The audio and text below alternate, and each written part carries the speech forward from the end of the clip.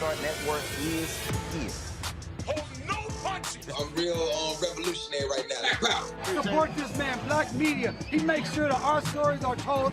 Thank you for being the voice of Black America, Roland. Stay black. I love y'all. All momentum we have now, we have to keep this going. The video looks phenomenal. See, there's a difference between Black Star Network and Black-owned media and something like CNN. You can't be Black-owned media and be scared. It's time to be smart. Bring your eyeballs home. You dig?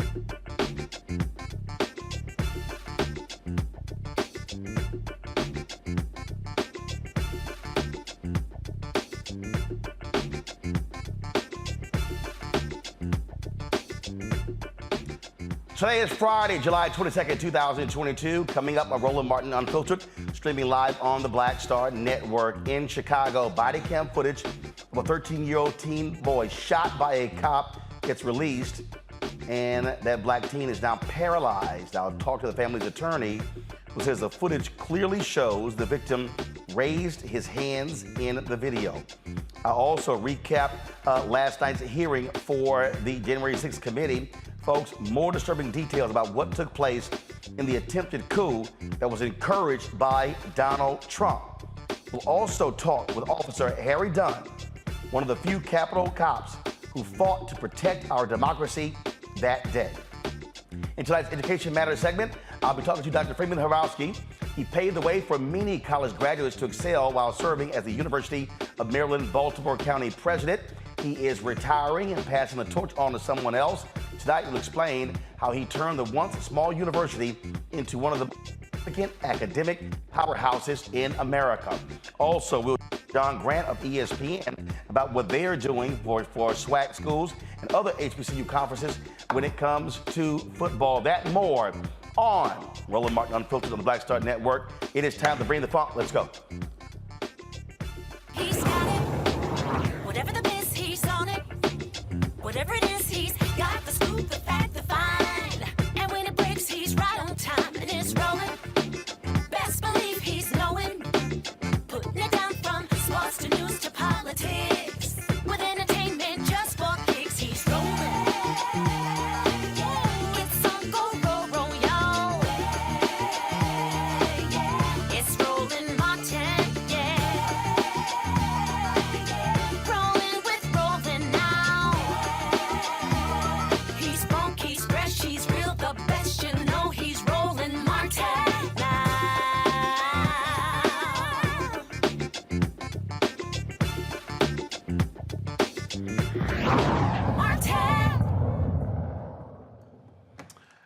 Folks, newly released police body cam video of an officer in Chicago shooting a 13-year-old boy shows that young man raising his hands in the air a moment before shots were fired. Now, again, for many people, these videos that we show oftentimes are triggering. If that is the case, please turn away while we actually show this video. The shooting took place on May 18th on Chicago's west side. And again, the young man who's identified as AG has been paralyzed. Go ahead and play the video, folks.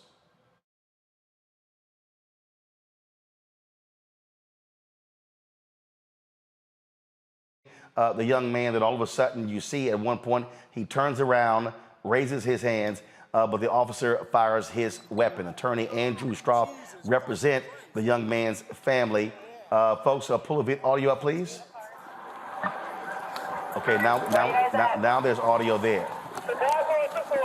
So do this here. So I want you to restart the video, please. And I want to go back to the beginning, and I want audio pulled all the way up. Okay, fine. Roll the video back over again. And so before I go to Andrew, I want to play the video again so people can actually see what took place. This is the video that has been released. Hit play. And so you see, again, they're going down this street here, and all of a sudden they're going toward a gas station, and then you see the gun being fired. So joining us right now is attorney Andrew Stroff. Andrew, glad to have you here on Roland Martin Unfiltered. Okay, folks, I need y'all to pull up. Hey, did you pull up Andrew's audio, please? Thank you. Thanks so much, Roland, for having me on your show today. Okay, there you go. All right, so Andrew, let's do this here. First of all, walk us through in terms of what actually happened here. First of all, why were they pursuing your client? So our client was in a car that was stolen. The police were following that car. My client was the passenger in that car. The vehicle stopped. My client, a 13-year-old black boy, got out of the car, ran away from the officers. And what you see on the newly released video, Roland, is the client, my 13-year-old client, running away, his arms pumping. He hears the officers say, "Put your hands up." He puts his hands up while he's slightly turning, and without cause or provocation, is shot in the back. Okay, so he's a passenger in the car. Was he aware it was a stolen vehicle? Was it just? I'm not sure what he knew or didn't know, but Okay. It was a stolen vehicle that was involved earlier and on another day in a carjacking, and so the authorities did have the right to go after the car. My issue is when my client got out, ran away, clearly unarmed. All the objective video shows that he was unarmed. Several eyewitnesses reported that he was unarmed and obeying the officer's commands to put his hands up. And without cause or provocation, he's shot in the back, shattered part of his spinal cord. He's paralyzed, we believe, based on the doctors, from the waist down. And he also suffered a major injury to his esophagus. And here's the thing, Roland, in Chicago, as you know from your time here, there's a pattern and practice of abuse by the police in Chicago against black and brown folks. There's been so many police pursuits that have ended in the death of a black or brown person, or in our case with this client, a serious permanent injury. And how many black boys and men need to die or be severely injured until the mayor and the city will enforce a police pursuit policy that values the sanctity of life, especially black life? So this video that we have queued up, folks, I want y'all to play that video because I got a couple of questions for Andrew. So folks, play this video here. You see him going down here. Now you see, freeze it right there.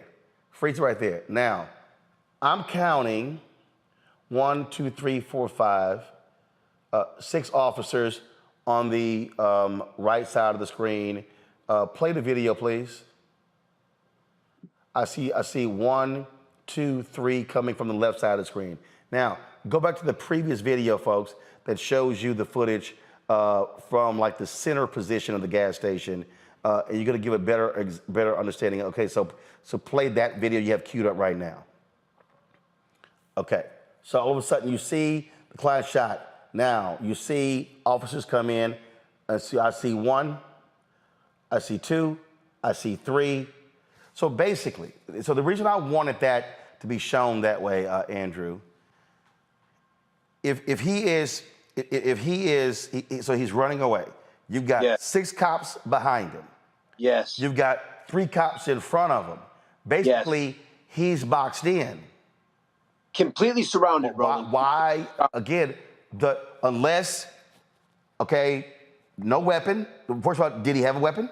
No weapon. No weapon. So what's the point of firing shots? No point. And here's the thing, too, Roland. The officer did not activate his body camera. You have to do that as an officer. You have to activate your body camera. He was the only officer who didn't activate his body camera.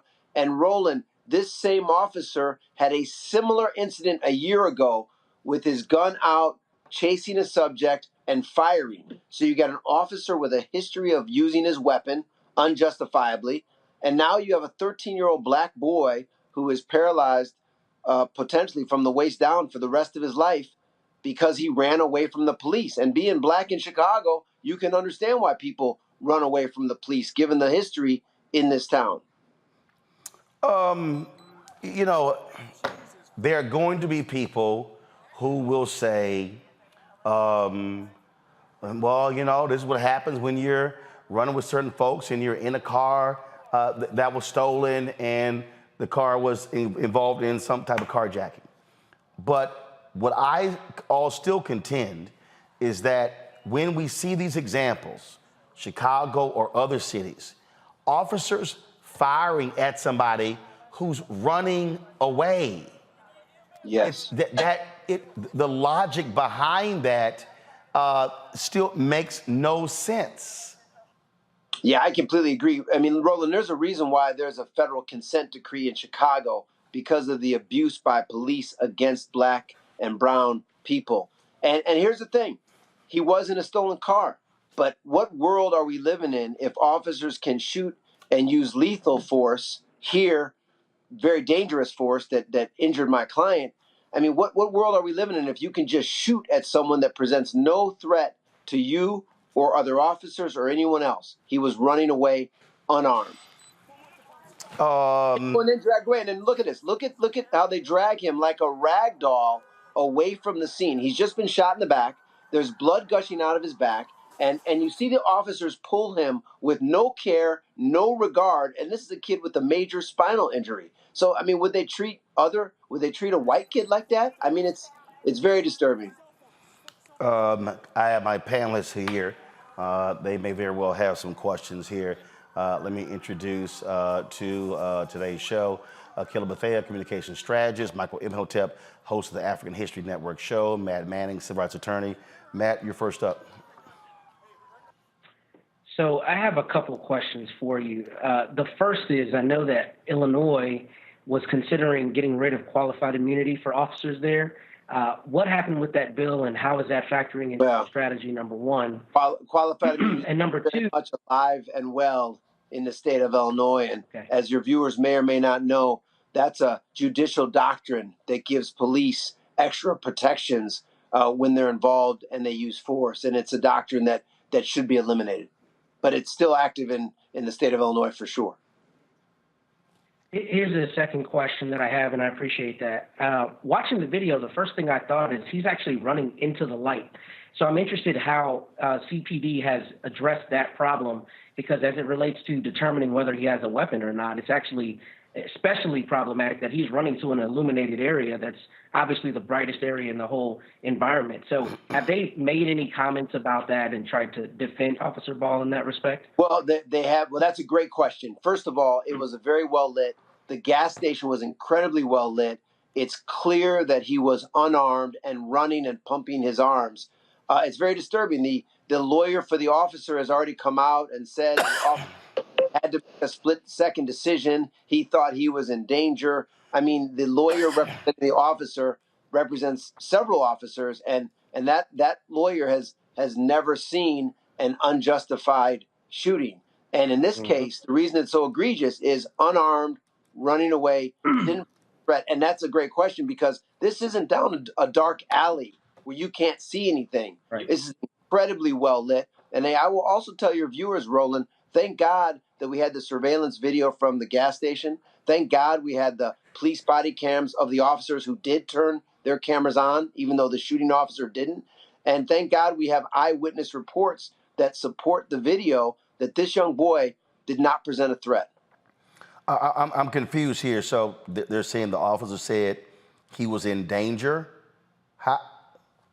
Yeah, the officer said that he thought there was a cell phone or something, that he was in threat, that he thought the young man was armed. But also, as the lawyer just mentioned with the lighting, no other officer shot. And Roland, as you pointed out, this young man, not only was he completely surrounded, there was a Chicago helicopter above. And then, I mean, there was no threat. And so for them to say there was a threat from an officer who likes to take out his gun and shoot is just completely unacceptable, unreasonable. And this mother has to take 24/7 care of her 13-year-old boy. And let me tell you, Roland, this kid likes to ride his bike. This young man likes to play basketball. His life has changed forever, and the city of Chicago is on the hook. And they've got to value the sanctity of life.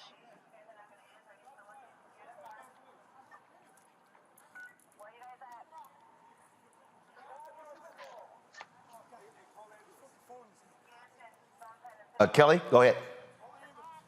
Yes, thank you. I can't keep. I keep going back to the fact that this is a 13-year-old child.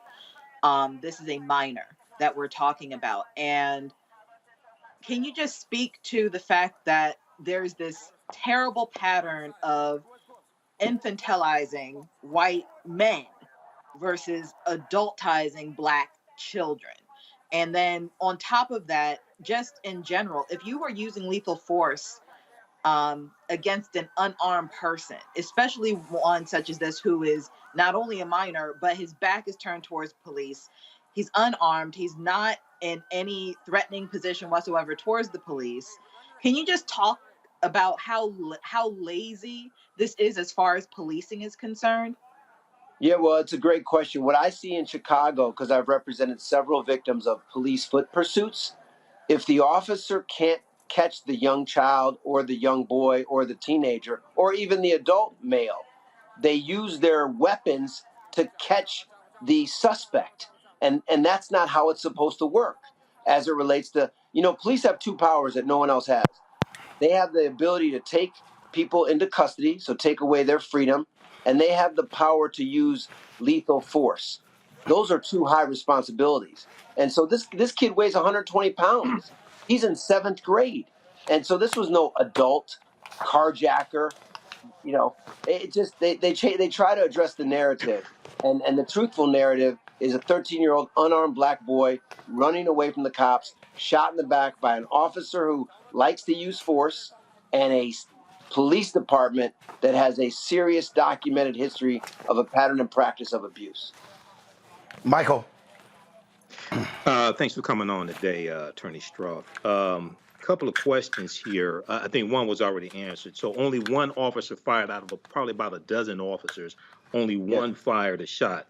He didn't have his body camera on. So with the Chicago Police Department, what are the consequences if you have an officer involved shooting and they do not activate their body camera, number one? And then secondly, can you address why the 13-year-old's body was moved? Because that could have caused, and generally speaking, that could cause possibly more injuries if they move the body. So why did they move his body also after he was shot? Well, I'm going to ask you questions in backward order.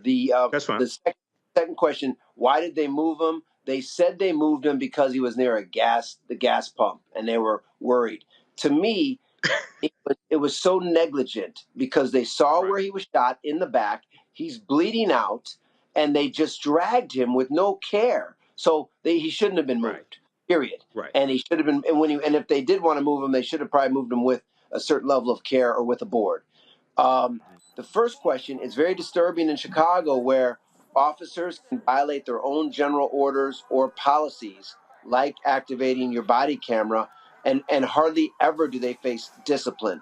In fact, yesterday, an officer who shot and killed a Hispanic man, he got 20 days of suspension for killing a Hispanic man, young man, 20 days of suspension. Other than that, no implications. So this officer may get reprimanded, but our perspective is the FBI is investigating, the state's attorney is investigating, the Civilian Office of Police Accountability is investigating, and our perspective is the officer should be indicted and charged for shooting and paralyzing this 13-year-old unarmed black boy.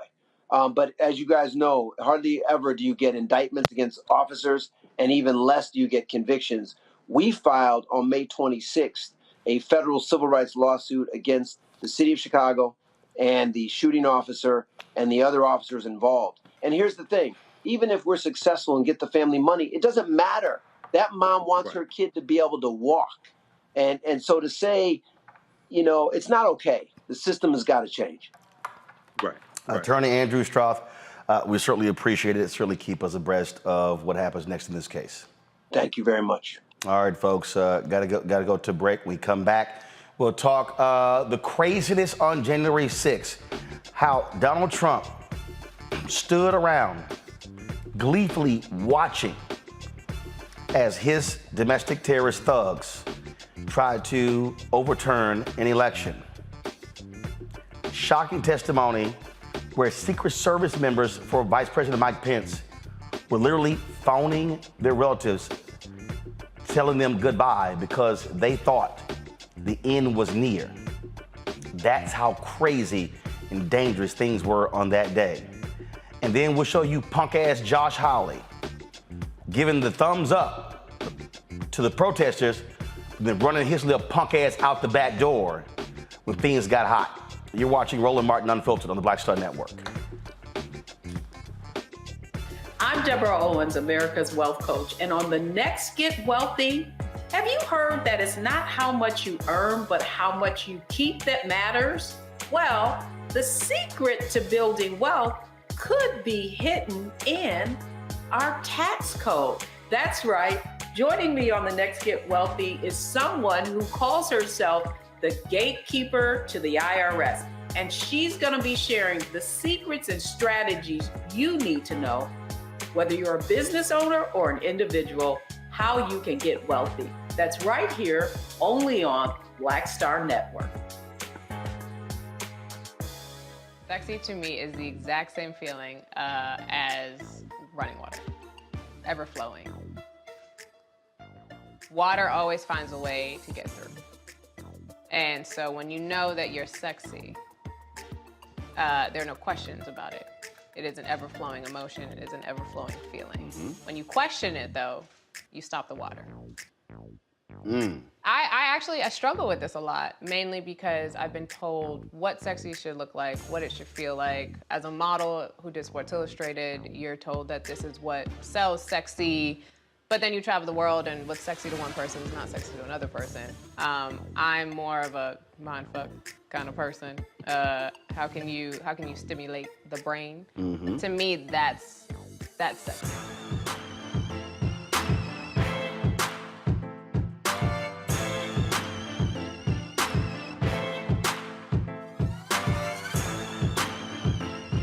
Pull up a chair, take your seat. The Black Tape with me, Dr. Greg Carr, here on the Black Star Network. Every week, we'll take a deeper dive into the world we're living in. Join the conversation only on the Black Star Network. I'm Chrisette Michelle, and you're watching Roland Martin Unfiltered. Stay woke.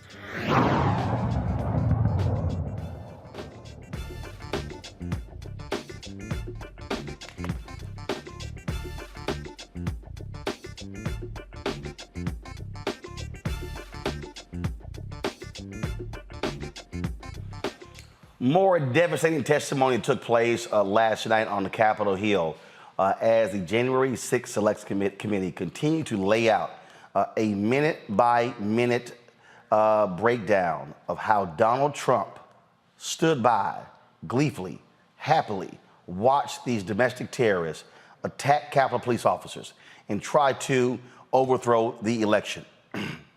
They released video showing congressional leaders gathered around the phone trying to talk to the defense secretary to understand when order could be restored.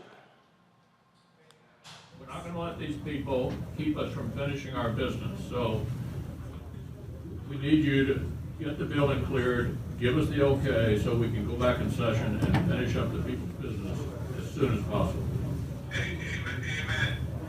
Mr. Secretary and Senator Schumer, some people here in the Capitol Police believe it would take us several days to secure the building. Do you agree with that analysis? I'm not on the ground, but I do not agree with that analysis. So what is the earliest that we could safely resume our proceedings in the Senate and House chambers? The earliest we could safely resume? Here's my assessment, but I prefer to be on the ground, which I personally would prefer to be right now, but I need to be here. I would say, best case, we're looking at 4 to 5 hours. One of the instigators, Missouri Senator Josh Hawley, and this is somebody who gave the "y'all keep at it" sign to the protesters. But then his little punk ass is seen on video running away when things got heated. Senator Josh Hawley also had to flee. Earlier that afternoon, before the joint session started, he walked across the east front of the Capitol. As you can see in this photo, he raised his fist in solidarity with the protesters already amassing at the security gates. We spoke with a Capitol police officer who was out there at the time. She told us that Senator Hawley's gesture riled up the crowd, and it bothered her greatly because he was doing it in a safe space, protected by the officers and the barriers. Later that day, Senator Hawley fled after those protesters he helped to rile up stormed the Capitol. See for yourself.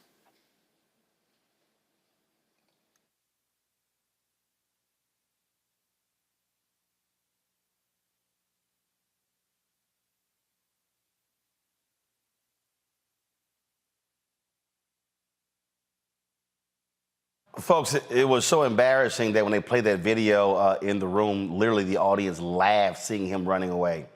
Probably one of the most shocking things we heard is when they talked to an official in the White House, and they protected this person's identity, who said he overheard Secret Service agents on Vice President Mike Pence's details, literally phoning loved ones saying their last goodbyes. Okay, that last entry in this page is service to the Capitol does not sound good right now. Correct. What does that mean? The members of the VP detail at this time were starting to fear for their own lives. There was a lot of yelling, a lot of very personal calls over the radio. So it was disturbing. I don't like talking about it, but there were calls to say goodbye to family members, so on and so forth. It was getting, for whatever the reason was on the ground, the VP detail thought that this was about to get very ugly. And did you hear that over the radio? Okay. What was the response by the Secret Service agents who were there? Everybody kept saying, at that point it was just reassurances, or I think there were discussions of reinforcements coming, but again, it was just chaos. It was just yelling. Obviously, you conveyed the disturbing, but what prompted you to put it into an entry, as it states there, service to the Capitol? If they're running out of options and they're getting nervous, it sounds like that we came very close to either service having to use lethal options or worse. Like at that point, I don't know. Is the VP compromised? Is the detail I don't know. Like, we didn't have visibility, but it doesn't. If they're screaming and saying things like say goodbye to the family, like, the floor needs to know this is going to a whole nother level soon. One of the people who understands exactly what that fear was like is Capitol Police Officer Harry Dunn. He was there. He was in the midst of the turmoil. So many Capitol Police officers were attacked viciously by those domestic terrorists, and these are the so-called law and order people who didn't give a damn about these Capitol Police officers. Harry, glad to have you join us on Roland Martin Unfiltered. You have been attending these hearings. You have been listening to what has unfolded. And how does it feel? I mean, here you were on this side of this day, in the midst of it, while it's unfolding. But how does it make you feel to find out what was happening and the very people who were supposed to have y'all back were simply doing nothing? And Donald Trump was happy to see it. And not only that, now you have these people coming out and testifying, but in real time, they said nothing. They literally talked among themselves. And then some of them, when they left the White House, were thanking him for able to serve. But now, they have courage because now they're talking. But January 7th, 8th, 9th, 10th, and on, they said nothing. Yeah, you're talking about January 7th, 8th, 9th, 10th. What about January 7th, 8th, 9th, 10th, the year before, or the year before? Right. It's a new behavior from the president, the former president. He's shown himself to be the person that we expected. That's why going into that hearing, I was prepared to see and hear anything. Nothing that I thought that I would hear was going to surprise me that day, because I didn't really have any expectations. I know what happened. I was there. My coworkers were there. We heard what these people were saying, and just reliving it again. It makes you angry, but I wasn't really surprised about anything that came out of there. These people told us that on January 6th, while we were fighting these people, we're not leaving. Donald Trump told us to come here. Donald Trump sent us. So, I mean, it is refreshing for the whole country to be able to see what we knew that day. But I'm conflicted, though, honestly, with people that are coming forward and to have. I mean, on one hand, I do appreciate them doing that. I mean, great, you're doing what you're supposed to do. But on the other hand, I'm like you just said, you couldn't do anything before. Like, we couldn't stop this. There was nothing that could be done. So. And for me, I saw something today that I got to speak to. I thought this was quite interesting. Joe Scarborough was just shocked and beside himself on Morning Joe. Call this Trump a heinous individual, and I actually tweeted, yeah, Joe, we tried to tell you. I said, when y'all were calling me in 2015 to be on your show, I was saying the same thing. And if y'all had not stopped calling in January 2016, we'll tell you the same thing. What drives me crazy are the people who gave him comfort. The people who, that's just Trump being Trump. The people who advised him, who counseled him. In 2020, the people, after all he did for 4 years, he should get 4 more years. The Chris Christies of the world, Jack Nicklaus, Ari Fleischer, all of these people. But it's amazing how they're silent right now. They're not live tweeting this hearing. They're not saying, oh my God, this is a damn shame. So all of these people, I mean, we saw that evilness before January 6, 2021. You know what? They did too. Just think about it. Think back to in the early of Trump's presidency, where there was an anonymous op-ed that came out. I believe it was in the New York Times. And there was a group of defectors or whatever that agreed to stay to try to keep him in line and keeping him in check. Just think about that. They knew way back then. So they knew way before January 6th happened. They knew that what kind of person he was. So yeah, you were telling people, a lot of people were warning about him, and they, like you just said, that's Trump being Trump. And look what Trump being Trump got us, and look where we are now. So, for your fellow officers, you're still there in the Capitol, protecting people who are trashing this committee. People, you got the House Republicans tweeting last night that one of the witnesses, she's a liar, then they had to delete those tweets because she still works for them. And you got folks who are saying, oh, this is hearsay. You know what, we should be able to cross-examine, doubting all of this, and y'all still are protecting them. Yeah, when all this started and, it started to get partisan and, in my testimony last year, I said that you cannot take politics out of the January 6th investigation because the reason January 6th happened is because of politics. So you can't take politics out of it. So I had to struggle and find out something bigger, like how can I keep doing this? So I realized and I focus on the mission of my job and I dig into that patriotism that, a lot of people, especially a lot of Black people they have this patriotism about their country and they love it. And I've said before, sometimes you feel like you love this country, even when it doesn't love you back. And I think Magic Johnson said that. But I believe that that resonated with me. So you got to realize that, that seat of a member of Congress who I may disagree with who may downplay what happened, that's fine. They're entitled to their opinion. But that seat that seat that member holds, it represents more people than that one individual. That seat is going to continue to exist when that member is voted out or retires, or it existed before that member. So you got to look at the bigger picture that you're out here defending democracy for America and not just one individual. You got to put it into perspective and be able to do your job, regardless of who is doing, whoever has an opinion in whatever seat of Congress that they're representing. When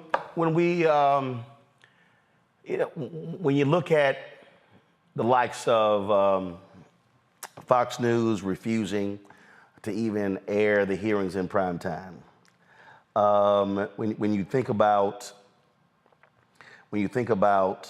I saw a story today. Only 8 out of 50 Republicans say they've watched any parts of the hearing. I saw a video last night where one of the individuals who has been out here, with you testifying, speaking on these issues, is Officer Michael Fanon. And last night, here's a man who suffered greatly, suffered a heart attack as a result of all of this. Luckily, is still here. This happens last night as he is trying to leave the U.S. Capitol. Why were you there January 6th? You were not even on duty. Why were you there January 6th, Michael Fanon? You were not even on duty. Why do you work for CNN now? Are you a real police officer? Leave her alone, sir. Are you disappointed that you're going to make men face years in jail because of your lies? Why do you have so many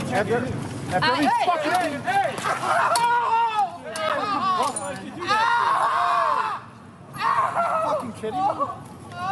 An assault. Are you fucking kidding me? I mean, these folks literally do not care, but they claim to love the blue. Blue Lives Matter. A friend of mine sent me something today, and it said, avoid people who incite things and then play the victim role.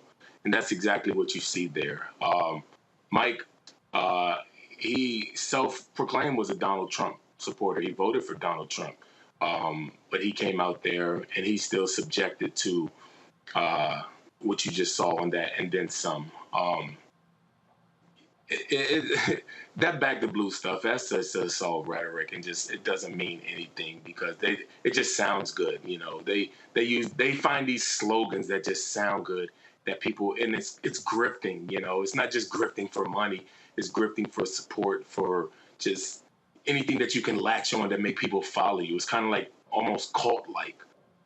These individuals, they just want something to just latch on to, no matter how stupid or asinine it sounds.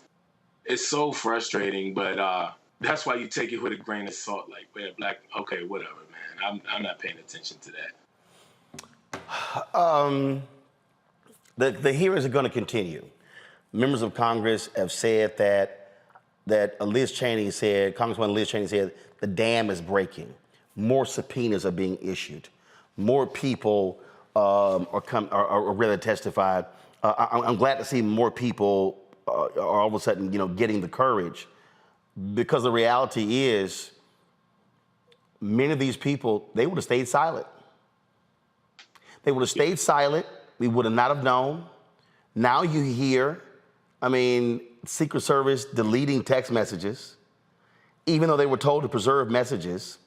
That has to actually send a shudder through your body as a Capitol Police officer. Y'all work with Secret Service a whole lot.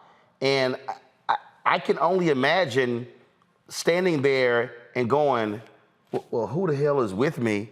Well, who the hell is with America? And who the hell is with the people who were the coup? They're literally, you don't know who's in your midst. That's why it's very important for the committee, or not even committee of Congress, because I believe there's a Freedom of Records Preservation Act. I'm not entirely sure. Yeah, that's a federal law that states that any federal, like, for instance, if I sent an email to anyone at the White House, okay, they cannot delete that email. It is to be preserved. Yeah. So that's why it's interesting. So I think that Congress, then, not just the committee, needs to get to the bottom of like whether this was intentional, deliberate, nefarious. Sure, on the surface it's like, there's no way that could have happened. I'm not familiar with that. That's outside of my realm of responsibilities. But it doesn't sound right, and I think it's important for them to clear it up and be transparent about what happened. Because at the end of this, what are we doing? Everybody wants to make sure that nothing like this happens again, and we need to find out exactly what happened and all who was involved. When these hearings first started, I was asked the question, what are you hoping to find out from this hearing? And I don't even know, because look how much in these hearings, it's been 8 of them, how much stuff that we're learning that we didn't even think to ask. Like, did we even know that we don't even know what we don't know? Right. So we go into September, like, what more could you possibly give us? Like, what? The dam is just breaking? There's more? So it's surprising, but buckle in. Here we go.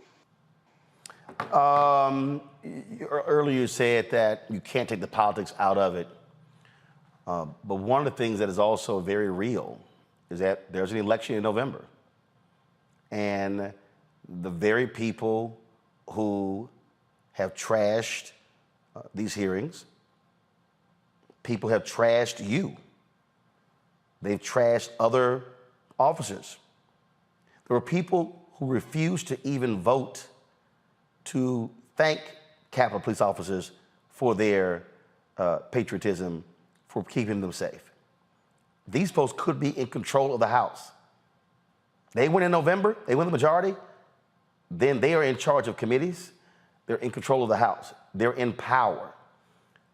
They could very well shut down any effort to keep learning the truth. How scary is that?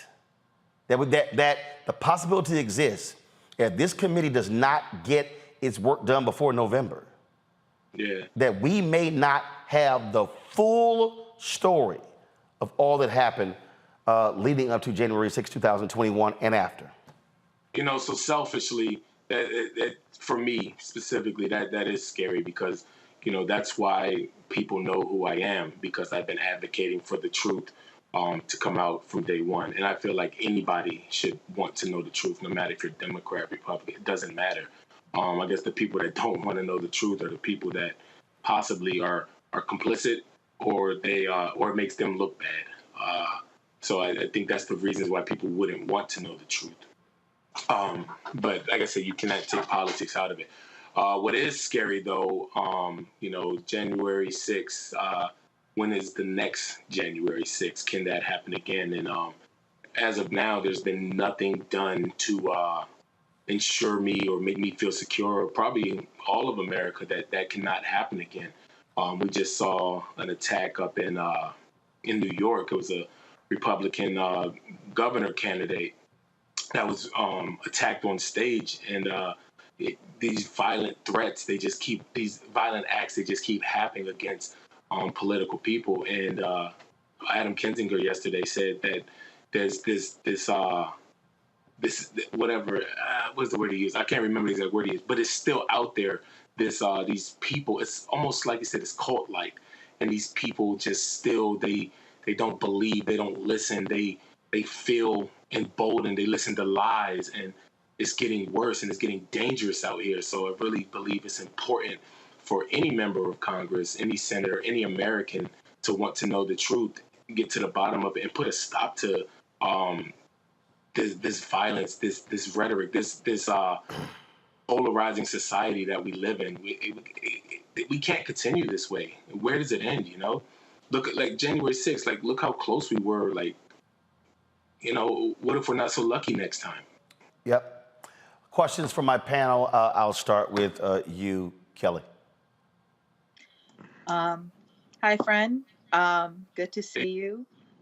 And we've talked about this several times, specifically when it comes to how you have to conduct yourself within your own ranks, right? Because it's not just outside people who are biased against what you're doing. My understanding is that you still have people within law enforcement, both in your division and others nationwide, who do not agree with what you're doing.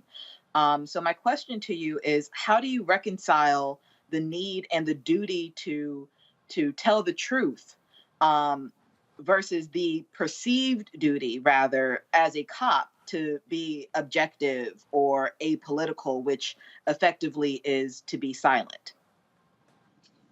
It's a simple answer for that. What's right is right and what's wrong is wrong. What's right should be spoken on and what's wrong should be spoken against. It's just as simple as that. Everybody has a moral compass and they know what's right and they know what's wrong. I try my best to be very matter of fact when it comes to these interviews, to speaking out, to doing my job. I'm just very matter of fact. I try to keep opinions out of it. So, you know, if I'm wrong or I disagree with something, that's all that is. But when it comes to actual matter of fact, did this happen? Yes or no? Why did it happen? This is why it happened. And that's it. But it's very important to continue keep speaking out on the truth. Like, I won't be silent about that because I believe in doing what's right. Michael. Hello, Officer Harry Dunn. Hey, it's a pleasure to talk to you, brother. You are a real American hero, and I appreciate everything that you do. My question is, do you encourage African Americans to become Capitol Hill police officers? I know the January 6th insurrection, and hearing from some African American Capitol Hill police officers and previous ones, they talk about the racism that they have experienced as Capitol Hill police officers. So do you encourage more African Americans to become Capitol Hill police officers? And maybe if you can share with us one or two reasons why you became a Capitol Hill police officer as well. Thank you.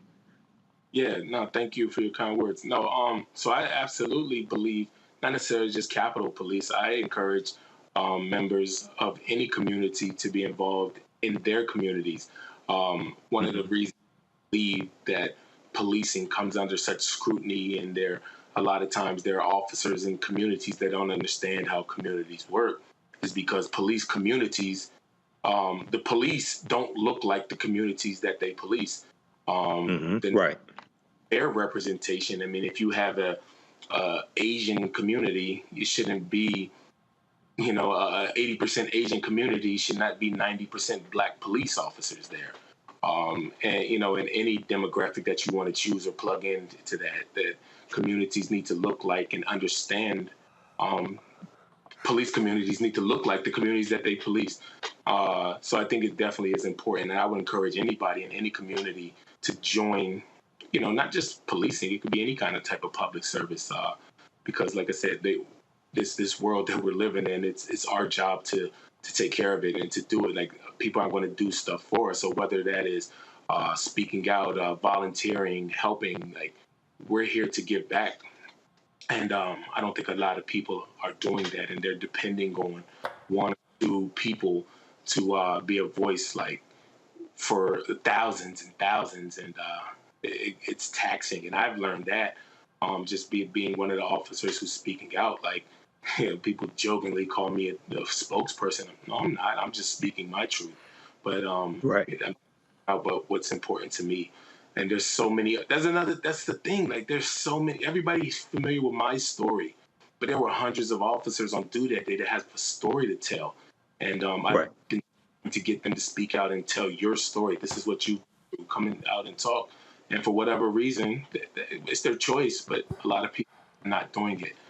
I became a police officer. Like, I use this, I kind of like have a type A personality with a type B heart.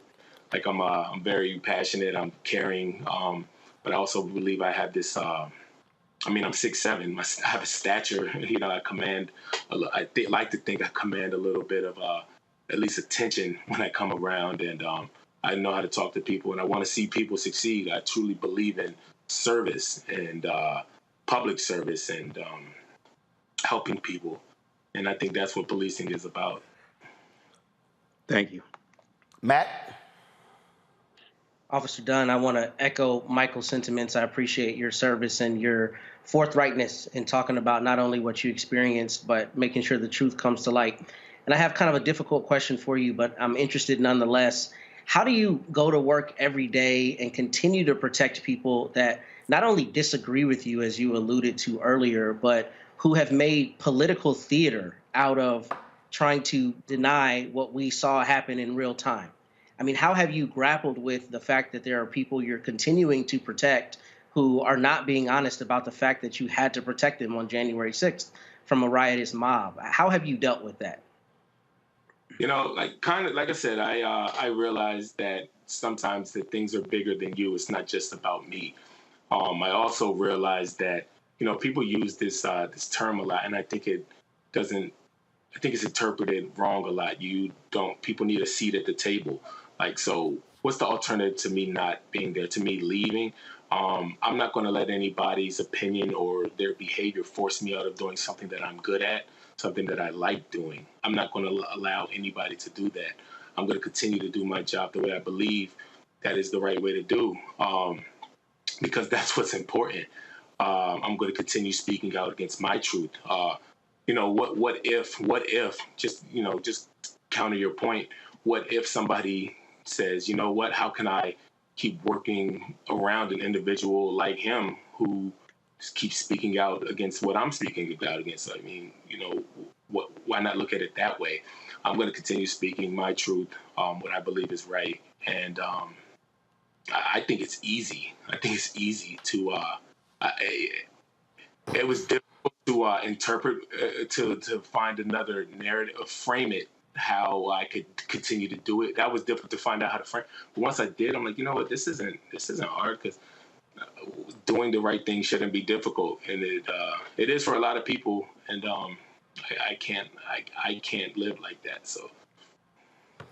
Well, Harry Dunn, we appreciate your service. We appreciate you being forthright, not backing down, not running away. And also, last week when they had the hearing, one of those former Oath Keepers, I believe, the folks reported that he came up to you and apologized, and that you accepted it.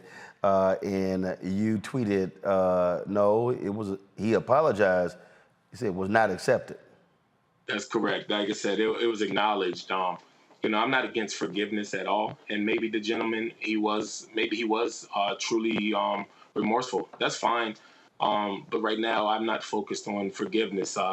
One thing I continue to say is I can't be focused on forgiveness when I'm still seeking justice. There's so many people out there that still need to be brought to justice. And then we can start to heal once justice has been served. So I agree with that 100%. Officer Dunn, we appreciate you joining us on Roland Martin Unfiltered. Thanks, man. Glad we got to catch up. Indeed. Thanks a bunch. Yep. Take care. Folks, if you wanted to see how sick and demented Donald Trump is, they released these outtakes where he went to the Rose Garden, and he was supposed to, of course, accept what took place, but just could not bring himself to say certain words because he's pretty illiterate. Roll it. His staff had prepared a script for him to read, but he refused to use it. As you can see on the screen, you can see the script is stamped "President has seen." The script said, quote, "I'm asking you to leave the capital region now and go home in a peaceful way." The president was urged to stick to this script, but he spoke off the cuff. Eric Hirschman and Nick Luna went with the president to film the message in the Rose Garden. Let's hear what they had to say and see the never-before-seen raw footage of the president recording this video message. Ultimately, these remarks that we're looking at here in Exhibit 25 were not the remarks that the president delivered in the Rose Garden. Do you know why the president decided not to use these? I don't know, sir. No, I do not know why. Did the president use any written remarks to your knowledge, or did he just go off the cuff? To my knowledge, it was off the cuff, sir. Good, Chase? Yep. When you're ready, sir. Yep, I'll be right behind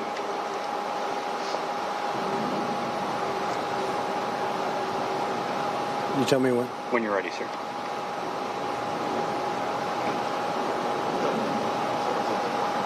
Who's behind me? Okay. He's gone around. Clear. We're all clear now. I know your pain. I know you're hurt. We had a election. Let me see. I know your pain. I know you're hurt. We had an election that was stolen from us. It was a landslide election, and everyone knows it, especially the other side. But you have to go home now. We have to have peace. We have to have law and order. We have to respect our great people in law and order. We don't want anybody hurt. It's a very tough period of time. There's never been a time like this where such a thing happened, where they could take it away from all of us, from me, from you, from our country. This was a fraudulent election, but we can't play into the hands of these people. We have to have peace. So go home. We love you. You're very special. You've seen what happens. You see the way others are treated that are so bad and so evil. I know how you feel. But go home and go home in peace. When I got there, basically the president just had finished filming the video, and I think he was basically retiring for the day. Was there any discussion about the president releasing a second video that day? Not that I recall. When he finished his video, I think everyone was like, day's over. People were pretty drained. Were pretty what? Drained. But we say day over, there were still people in the Capitol at that point, weren't there? There were people in the Capitol, but I believe by this stage, law enforcement, and I'd have to go back and look, but I believe law enforcement was either there or moving in or going to take charge. I just say people were emotionally drained by the time that videotape was done. Then, of course, that was the speech Trump gave on the day after, January 7th, where his sorry ass just cannot accept the fact that he got his ass whooped. Whenever you're ready, sir.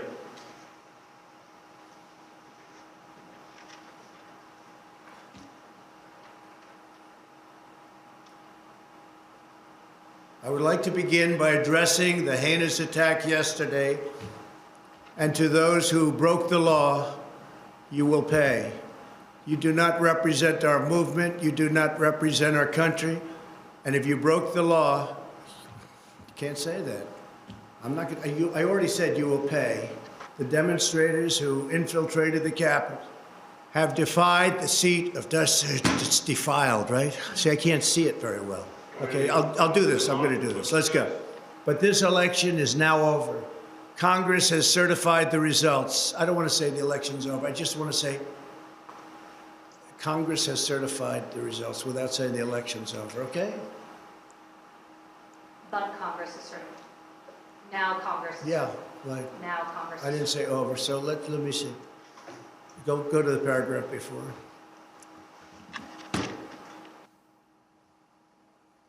Okay?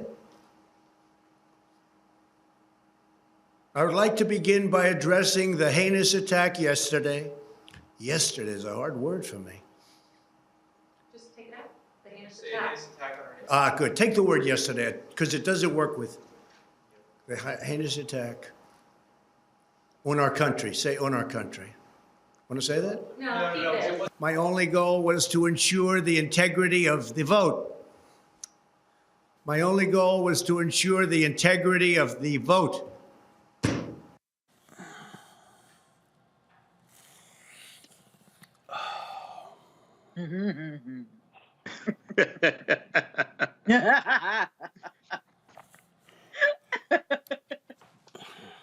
You know,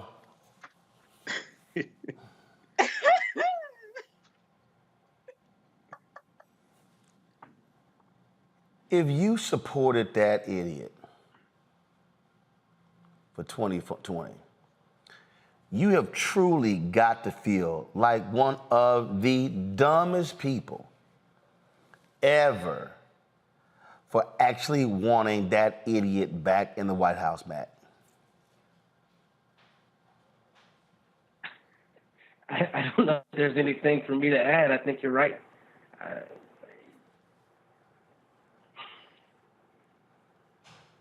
I can add a lot. Go ahead. Michael, go ahead. See, we don't understand white supremacy. This is what this is. Go look at Rusty Bowers. Russell Rusty Bowers, House Speaker, Arizona, testified in the January 6th committee. He refused to go along with overturning the election results in Arizona. The day before he testified, he was interviewed, I think it was Associated Press, and he said, and they asked him, hey, would you vote for Trump again? He said, all things considered, he would vote for Trump again. He said Trump would be better, something to the effect that Trump would be better than a radical Democrat, things like this. And he talked about how Trump did good things before the coup. So basically what they're talking about, I know what they're talking about when they say good things before the coup. They're talking about tax cuts for the wealthy. They're talking about 226 federal judges, ultra-conservative judges, lifetime appointments, so they can maintain control of the legislative branch, the judicial branch of the federal government. And they're talking about 3 Supreme Court justices to overturn Roe versus Wade and possibly other long-standing constitutional rights as well. So this is why these people voted for him. Now, Rusty Bowers, he just wasn't willing to go to prison for Trump, but he's willing to vote for this domestic terrorist again. This is why the 2020. Well. The next day he backtracked from that somewhat. They always backtrack when their ass gets caught. They always backtrack when they get caught. Just like Representative Senator Mike Braun, he backtracked when it exploded, when he talked about states' rights when it came to I think it was interracial marriage. I think that was what it was, the Republican. They always backtrack when the spotlight is on them. And then when it's safe to go back to their original position, which is how they feel, this is what they revert back to. Kevin McCarthy, when the spotlight was on him, he denounced Trump. 2 weeks later, his ass is down kissing Trump's ring. No telling what else he kissed down in Mar-a-Lago. Okay, and then he's supporting Trump and defending him. They always backtrack when their ass gets busted. So what we have to make sure that we do is vote them out of power and make sure they never get back in power again. This is about self-preservation. This 2022 midterm election, this is the first midterm election since an insurrection, since the 1866 midterm election after the Civil War. This is the most crucial. I turn 51 in June. This is the most crucial midterm election I've ever seen or read about in modern history. So this is about self-preservation. The thing that drives me crazy, Kelly, is when I just listen to just stupid stuff. And increasingly, Harris Faulkner at Fox News just says some of the dumbest shit. Okay? She literally, I know Harris. I've seen her at NABJ. Went to the Apollo Theater Spring Benefit but just some of the dumbest shit. Just and don't try to act like you the journalist, and so you're not giving your opinion on stuff. Like when I ripped her for comments about Don Lemon and others last week. But Kelly, listen to this stupid ass comment. Them, put them in a basket of deplorables. And I think that's what have Trump supporters or MAGA people so upset. It's not a point of disagreeing with them. It's to call them racist. It's to call them dumb and appalling. I think this is going to hurt them in the next election because that same wave of people are rising up. And a lot of people that did not necessarily like Donald Trump emotional appeal now say, economically, when it comes to safety, when it comes to the border, we were better off. Yeah, and that's the question that will be posed. But it's really interesting because they were trying to shame people into changing their beliefs by insulting them, which just reinforced why they were looking for something else in the first place. And it's kind of shocking. They couldn't separate the Trump voters and what they wanted, what they were missing in their lives versus Trump the person, someone they disagreed with and had issues with personally. Why now? Well, first of all, I want to go back to Hillary Clinton for just a second. And I normally don't blame one person for an entire movement, nor do I give them total credit either. But she was a specific case of bringing hate to a new level in this country. Her husband was the one in dynamically similar straits that we are today economically who said, "I feel your pain," to every single American. He was able to do something that really we haven't seen anybody do since, and that's bring the entire country together. Maybe for just that moment, and Lord knows he had his issues, right? But with her, it particularly was damaging for her to express her hate for half the country after having been in a White House for 8 years when it wasn't specifically like that. When people were really down and you didn't kick them when they were down. You tried to help them with a better economy, with saying that you understood them. So now you fast forward and we get the Clinton crowd, the Hillary Clinton version of that crowd, as you say. And we're only growing more of them because it's easier sometimes to profligate hate than it is to shed your grace and love, apparently. Yes. Cleaning your gutter system is a never-ending project. Come on. What?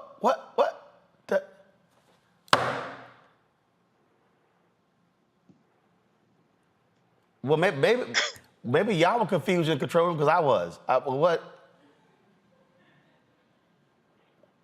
Like, I have no like idea what the what fuck? you What? just said. What the hell is Harris talking about? I mean, that must be some good shit she's smoking. She's playing a position. No. But no. That's some like really good, like that's some good shit she's smoking. Because, everybody was cool. Clinton brought everybody together. People that was unified. And then, here's the hilarious part. Hillary made her deplorables comment on September 10th, 2016. 2 months before the election. Right. Kelly, I think MAGA folk had already gotten behind. And I love this whole deal where these folk act like, you're calling them racist. True. Xenophobic.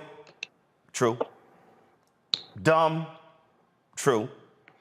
So, they're even more now upset, and they go, well, yeah, but there are people, there are people who they disagreed with Trump. No, they didn't. The fact of the matter is, we're gonna do the big unveil in a moment for my book White Fear, because the book has finally come in, and the fact of the matter is, Kelly, Trump gave them permission to be openly racist. He gave them permission to be openly sexist. he gave them permission to do what they do. Now they're like, yo, our man has arrived. There's no longer the need to apologize. We don't have to backtrack, do whatever. That's what this evil, demented, sick, despicable individual actually did.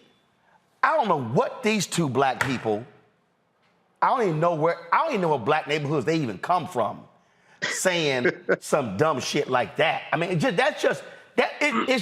it's flat out. Lawrence, you're a liar, and Harris, you're an absolute liar. Kelly, go ahead. I mean, it's really interesting to me on several fronts, the rise of this revisionist history that we're seeing as we are becoming more attenuated by the day from the Trump administration because he's no longer in office, right? But it's like this heavy push to revise and contort history, because if they don't, they are beholden to the truth, which is the fact that they are being led by a cult leader. They are being led by a white supremacist. They are being led by somebody who ascribes to the doctrine of Hitler and actually perpetuated that doctrine for the 4 years that he was president of the United States. And it's fascinating, but also simultaneously frustrating and just sad to see that happening. Harris talking about the Clinton administration. I have no idea what she was talking about. I have no idea what she just said, because from what I recall of the Clinton administration, they tried to get this man out of office for having oral sex on a taxpayer's dime. That pales in comparison to Trump literally organizing a coup to overtake the United States. I do not see how there is any comparison there. I don't even understand what she said to be containing a modicum of truth, because that's not how I remember it. That's not how history wrote it to be remembered. Nothing she said was factual. Nothing. Like it wasn't supposed to be. Like just zero. Like you're living in Never Never Land with that. Oh yeah, Hillary. And then to say Hillary took hate to a higher level when this fool descended down the escalator and calling Mexicans rapists, trashing everybody. I mean, first of all, Harris, how can you as a black woman completely overlook the level of hate that Donald Trump projected at black women?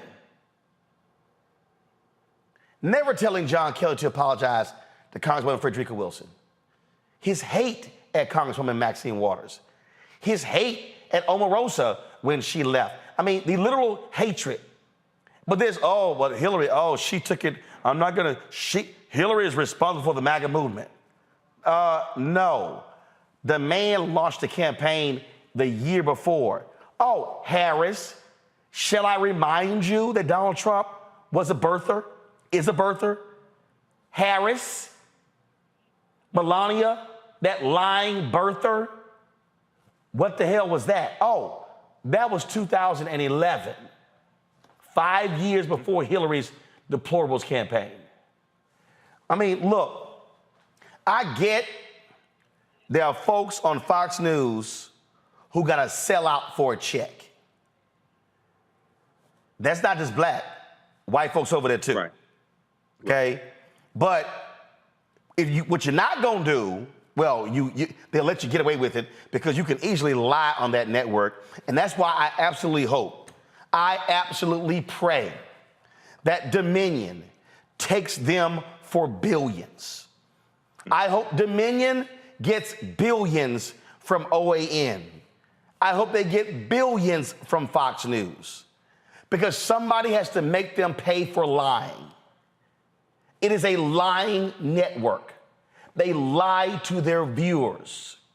And that's why they won't show the January 6 hearings in prime time, because they like to lie. They want those white conservatives, clueless, and dumb to practice their racism and their xenophobia. And yes, people, just having a black face on Fox News. Lawrence, remember that idiot who was down? First of all, I don't know how Lawrence still has his damn job after he castigated all the media and praised the Uvalde cops. How did that turn out, Lawrence? How did that turn out? So how he still sits on the set with a job, but then again, it is Fox News. But they are purposely lying because they want to lie themselves into power in January 23, and they will lie themselves into power in 2024. And folks, so just understand it. And it's I can't even, and it just drives me crazy when I see folk who want to pretend like, oh, they're journalists and no one else is. But you're just gonna knowingly lie like that. Yeah, I'm still trying to figure out, Kelly, what in the hell Clinton administration they're talking about. Maybe there's a fictitious one in some TV show that we haven't quite seen yet. I don't even know. Let me do this here, folks. Let me go to a break because I need to get the stench of the lying of Fox News off of this set. Yes, the stench of the lying we just heard. All right, y'all, several things. First of all, we've got university president in Baltimore. He is retiring, took the university to huge heights. He's hanging it up. We'll talk with him in our Education Matters segment. Also, you get the first reveal of my book, White Fear. It is here. I'm going to unbox it right here on the set. Plus, we'll hear from my man John Grant with ESPN talking about what they're doing with HBCUs this upcoming football season. Folks, you're watching Roland Martin Unfiltered on the Black Star Network. Support us by downloading the Black Star Network app, Apple phone, Android phone, Apple TV, Android TV, Roku, Amazon Fire TV, Xbox One, Samsung Smart TV. Bring the Funk Fan Club, folks. So please support us with your dollars.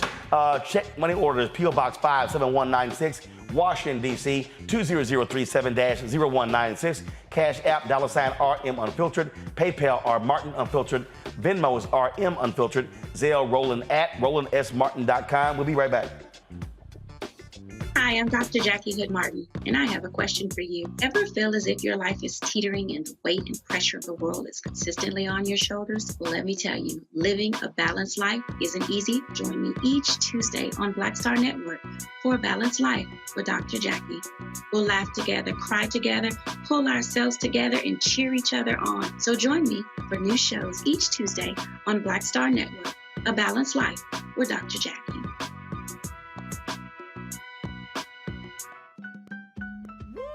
We're all impacted by the culture, whether we know it or not. From politics to music and entertainment, it's a huge part of our lives, and we're going to talk about it every day right here on The Culture with me, Faraji Muhammad, only on the Black Star Network. Sexy to me is the exact same feeling as running water, ever flowing. Water always finds a way to get through. And so when you know that you're sexy, there are no questions about it. It is an ever-flowing emotion. It is an ever-flowing feeling. Mm-hmm. When you question it, though, you stop the water. I struggle with this a lot, mainly because I've been told what sexy should look like, what it should feel like. As a model who did Sports Illustrated, you're told that this is what sells sexy. But then you travel the world, and what's sexy to one person is not sexy to another person. I'm more of a mindfuck kind of person. How can you stimulate the brain? Mm-hmm. To me, that's sexy.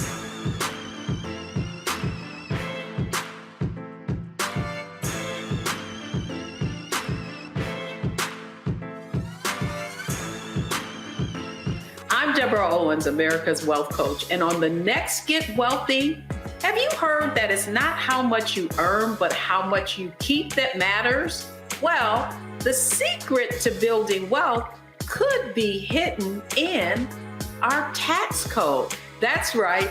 Joining me on the next Get Wealthy is someone who calls herself the gatekeeper to the IRS.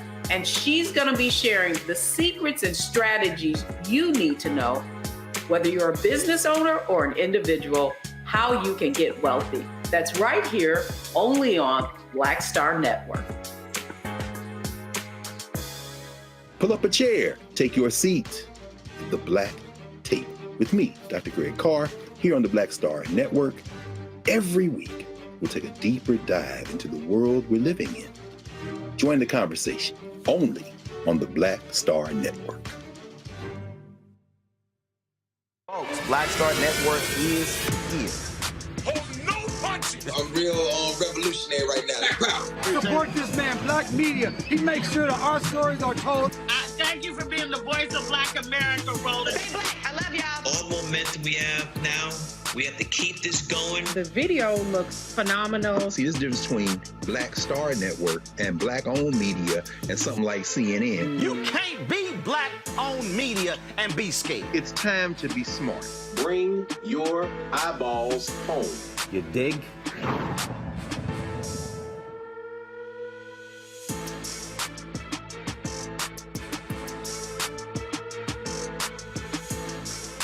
Hey, everybody, it's your girl, Lunel. So what's up? This is your boy, Earthquake. Hi, I'm Chaley Rose, and you're watching Roland Martin Unfiltered.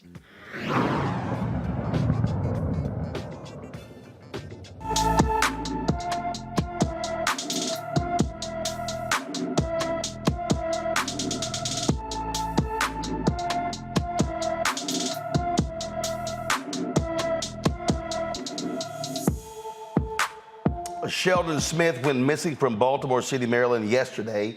The 13-year-old is 5 feet 5 inches tall, weighs 110 pounds with black hair and brown eyes. Sheldon was last seen wearing a white t-shirt, burgundy sweatpants, and black flip-flops. Anyone with information with regards to Sheldon Smith, please call the Baltimore City, Maryland Police Department at 410-396-2525, 410-396-2525.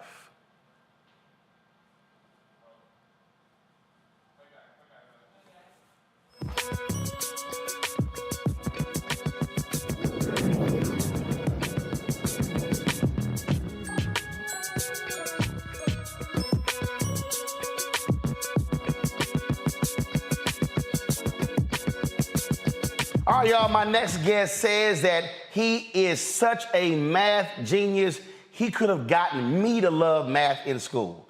I said, man, if you could have made that happen, they would have gave you the Nobel Peace Prize. He is my alpha brother, folks. He is a prominent educator, has done so much for educating folks there in Maryland, leading an institution that some called a sleepy, if you will, when he took it over, but he took it to an entire new level. Freeman Hrabowski, he is retiring, y'all, University of Maryland, Baltimore County, 30 years, and taking the university to heights. Doc, how you doing? Doing great, Brother Martin. Good to see you. So let's talk about this because, again, it was called this small, sleepy university. Hey, people talked about the University of Maryland, College Park. That was the main thing. You get to UMBC. So when you arrive, what did it look like? And when you stepped on the campus, did you say, I'm going to do something and take this school places that they don't even realize they can go? I appreciate the question. First thing I will say to you is, my motto is, it's not about me, it's about us. And when I got there, I found a lot of very talented people who wanted to strive, to aspire, to envision being better than we were. And so we worked hard. We had a vision for ourselves to become this model for the nation of inclusive excellence, with students from every race, with African-American males doing as well as anybody else on that campus, with students from 100 countries. And so whether somebody is from New York or from DC or Baltimore or from Lagos or wherever, having them working together. And so it has been an effort of the community at UMBC that's made the big difference. And the good news is we lead the country in producing blacks who go on to get PhDs in the natural sciences and engineering and MD PhDs. In fact, the first time a predominantly white university has gone ahead of all the HBCUs. And I am a very proud graduate of Hampton. But it's a good story when I can say that the people at UMBC of all races have worked to help students, including my African Americans and my Asians and my Hispanics and my whites, to excel from science to pre-law. And that's our story. A lot of folks wanted you to leave, to go lead at HBCU. Folks have been coming after you, different universities, larger universities, other HBCUs. UMBC is not an HBCU, although you serve a significant black and minority population. Why did you stay there all these years? What was it about UMBC? Because, look, they were coming after you. You know, I appreciate that. And I appreciate our HBCUs. As I said, Jackie and I, my wife and I, are very proud graduates of our beloved Hampton. In fact, we give back all the time. We've got a building there named after us. So when we go back to Hampton, we kiss the ground. Let me start there. We Hamptonians love each other. Now, number two, we from UMBC are people from all over the world who've gotten to know each other and trust each other. And there's a mission there. You see, most black students are in institutions that are not HBCUs. I'm very proud of what our HBCUs do, but we have to teach all these other institutions how you support students of color. We can do that. We have shown what is possible. We have campus outside of Baltimore with about 600 acres, with 14,000 students, of whom well over 2,000 are black. Here's a story. Here's something you'll appreciate, Brother Martin. Half of my black students are male. That is unheard of in America, where you've got as large a black male population as the black female population. And the graduation rates of my African Americans are as high as anybody else's. So it's a place where you can go to become, whether you want to become a scientist or you want to be a lawyer or you want to be an artist. And so all those are reasons that have kept me there, to show the rest of American higher education this can be done. As you detail those things, when I visited the campus, and I forgot why I was even there. What was I doing? That's because I begged you to come. That's why you were there. I said, I want my students to see you. I want them to see a good alpha man who was down to earth. My students loved you. They knew about you. You remember how people would come up? Oh, yeah. They wanted to take a picture with you. Oh, yeah. I'd like for people to see the campus and to walk around and to see the sense of self that my students have of all races, and how my young black men are respectful of young black women, and how students of all backgrounds support each other. The more people who can come and see our model, the more people say, we want to be like UMBC. That's the message. It was interesting because I've been to other universities. I've been in many universities. Sure. All around the country. Yeah. And what was interesting was how you were engaging with students and asking them specific things about classes and what they were doing. And to have that many students, but have that level of engagement, I thought was also impressive. It keeps, that's what's kept me young, being around my students. It has made all the difference in the world. They keep you up to date.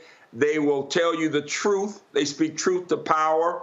I have students who text me regularly, others who send me updates in different ways, my alumni. And that is the joy of being an educator who believes in our students. It is about just that. It's about being elevated to think about the possibilities for every young person. When you made the decision that 30 years is enough, what in particular was it where you said, now it's time? I'm a strong believer that we who have become older need to empower younger people. Sometimes as we get older, we want to stay in the jobs. Well, I want to leave while I'm still able to do my Tai Chi, and I still can do my 10,000 steps, and I'm still writing another book right now, and I have another chapter, and I can tell you about what I'm doing. But I also wanted to give my young people a chance to be empowered, to move up. And so we've got some brilliant people of all races who are moving into those jobs. And the new president, Roland, you want to have on here, is an incredible polymer chemist, black woman from Hillsborough, North Carolina, who was the dean at Duke University of Arts and Sciences. And Dr. Valerie Shears Ashby, she is as superb as an educator as anyone in the world. And she comes from a family where her mother was an English teacher and her dad was a science teacher and a preacher. And she talks about learning how to weave a story and take up the offering. And she makes everybody laugh and she gets that money. So the idea of my leaving was we need somebody like that. It's time for her. She is a member of what we call the 1966 Club. That's the year the university was founded. That's the year she was born. So she's young, vibrant, dynamic, and it's time for me to move. And I'll be working with presidents and provosts around the country. In fact, I was just teaching a seminar at Harvard with presidents from Amherst to Spelman to my alma mater, Hampton, to UMBC. So I'm looking forward to more and more working with presidents and boards of all types of universities in the nation. So before I go to my panel with questions, we were talking about this here, and you just insisted that the reason I don't like math because I didn't have the right math teacher. And I was like, Doc, I'm telling you, it would have been a miracle. I told you, I can count money, I can negotiate, I can do all kind of deals, but the geometry and the algebra stuff just made no sense to me whatsoever. But I killed it on the communication side. Let's be real clear. I knew what my gifting was. Yeah. If you had been in my class, I would have had you getting goosebumps during math. Goosebumps. That's what I want students to get goosebumps during math. And that's whether they're going to be in communications or they're going to be in some STEM area. And that's what we do on campus. We got both areas going. Let me just give you one example. Which vaccine did you take, Roland? Moderna.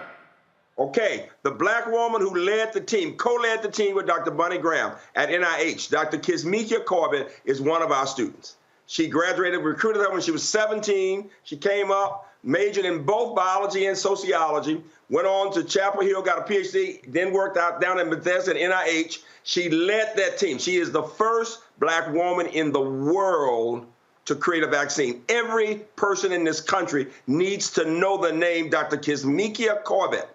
She is brilliant and gorgeous and sassy and will change the world. But she created it. So if you're alive today, we can thank, she's now on the faculty at Harvard. Why do I tell you that story? People see her and they don't think of her as a scientist. They just think she's a fashionable young woman. Well, that's fine, but she knows science. She knows math. She gets goosebumps doing science. I want every young person to get goosebumps reading and learning more mathematics, whether you're going to go into STEM or not. And if I'd had you as a student, you'd be saying, Doc, give me another math problem. Hey, that would absolutely be a miracle if that conversation happened. Let's go with my questions. Matt, you're first. Well, I first have to say, Doc, as a proud Howardite, I'm congratulating you and everybody from Hampton for your wonderful achievements. But I will still say Howard is the way to go, brother. But congrats on all of your success, Doc, and thanks for everything that you've done there at UMBC. And the question I had for you was particularly the Meyerhoff Scholarship Program that you were just talking about. I know it's been replicated at other schools like UNC. In your retirement, how do you plan to help, if you do at all, plan to help pilot that at other schools and kind of really grow out STEM at some of the other universities? Because for you to have done what you've done at UMBC is remarkable. And obviously a lot of other institutions can benefit from that knowledge that you have. So how do you intend So let me say, I appreciate the question. First of all, I appreciate the pride Howardites take and how they always let me know we're the other HU. I love that pride that you all have, and it's great. Wayne Frederick is a mentee. I love him dearly. The provost at Howard, by the way, is a UMBC graduate. Start there. The provost at Howard is a UMBC graduate. And then number two, the new Carr Scholars Program at Howard was modeled after Meyerhoff. That was the greatest honor. I mean, we got it modeled at Chapel Hill and Penn State out with Howard Hughes money, and then out in San Diego and Berkeley with Chan Zuckerberg money. But when Howard decided to model its premier program for black students in science after Meyerhoff, I was deeply moved. And what I say is, I am a product of Hampton. So Hampton and Howard go together, very much so. I like bragging on all the graduates from Howard, from Kamala Harris to others. I want you to know that the head of the Ravens, president of the Ravens, is a Hampton graduate. And the woman who is over that MSNBC part is a Hampton graduate. So you can see that pride there. So I talk about those who create the vaccines from UMBC and those who are with MSNBC from Hampton. I gotta say, yes. I think, Doc, I think it was still an institute when you went to Hampton, right? See? It wasn't. It was university. Hampton Is that Institute. right? All right. All right. I get it. I accept it. I accept it. But let me tell you, a lot of my Hampton classmates are the professors at Howard right now. Uh-oh. Dr. Judah and others. Uh-oh. So we teach y'all all the time. We do. He said, we teach y'all all the time. Cutting deep. Cutting deep. Matt, that's what happens when you challenge an alpha man, Matt. I done warned you about that, Matt. Roland, you notice how he didn't say anything about Texas A&M? Why don't you go ahead and stay? Hold up. But that alpha man just schooled you. Yeah. See, Alpha is from the east, the west, the north, and the south. Hampton, Howard, Texas A&M, Cornell. You don't want none of this, Matt. Go on, be quiet. Kelly, go ahead and ask your question. Let me answer Matt's question. Let me make one more comment. If you get a chance, look at the new Howard Hughes program, HHMI. That's the largest foundation of its type in our country, $24 billion. They're putting $2 billion into diversifying the STEM workforce. $500 million will go to continue replicating Meyerhoff in different institutions. $1.5 billion will be going to scientists of all races, though, with an emphasis on producing more blacks and Latinos and others in those labs. And that's a $1.5 billion program, and I'm truly humble that they named the program after me.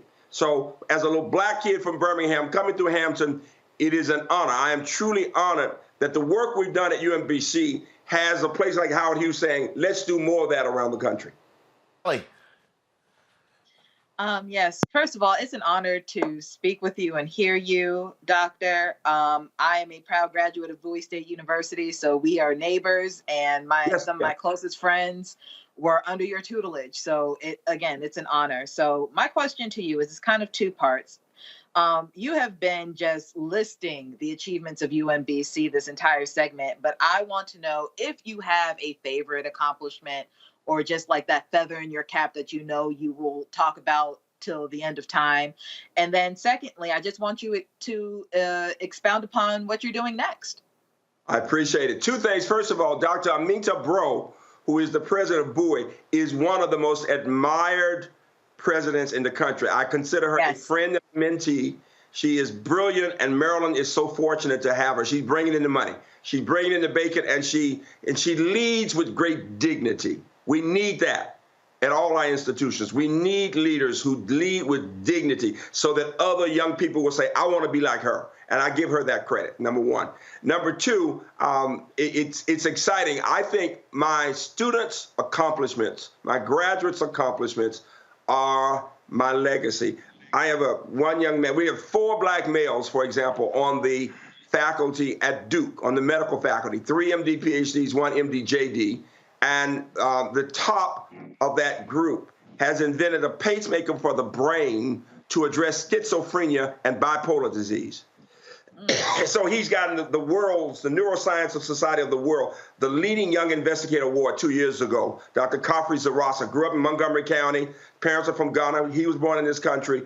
And but he is my choice to one day perhaps be the first black in the world to get the Nobel Prize in science or medicine. We have never had a black person in the world to get the Nobel Prize in STEM or medicine. We've had it in peace. We've had one in economics. We've had it in literature. Wonderful people. But people need to understand we have the gravitas to get that Nobel Prize. He is an example of my top people who can get it. Dr. Kizmika Corbin may be another. But let me just say, to have the first black woman who is Speaker of the House for the state of Maryland, who speaks for black children and other children in our state, who's able to talk about reform in the way we work with our children in the prison system, who is using her background in the social sciences to transform our thinking about the underrepresented. She's a graduate, her name is Adrienne Jones. She's the Speaker of the House. And then finally, one of my great